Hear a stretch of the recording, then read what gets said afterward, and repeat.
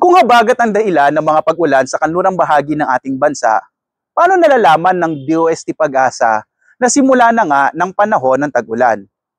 Paano? Sa DOST Pag-asa ay may ginagamit tayo na kriteriya sa pamamagitan ng ulan at direksyon ng hangin. Dapat sa nakalipas na 5 araw ay mayroon tayong total na at least 25 millimeters na ulan.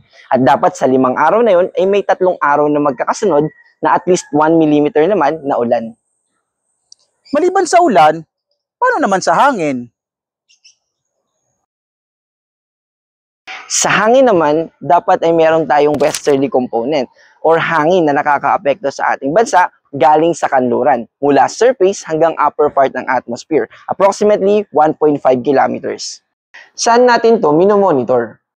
Mayroon tayong 13 stations na ginagamit para masabi natin na onset na o tag-ulan na. Dapat at least 7 out of 13 stations ay nakamit ng criteria sa dami ng ulan at sa direksyon ng hangin. So yan pala ang paraan kung paano nalalaman na simula na nga ng panahon ng tag-ulan. At yan ang sagot kung paano. Amazing!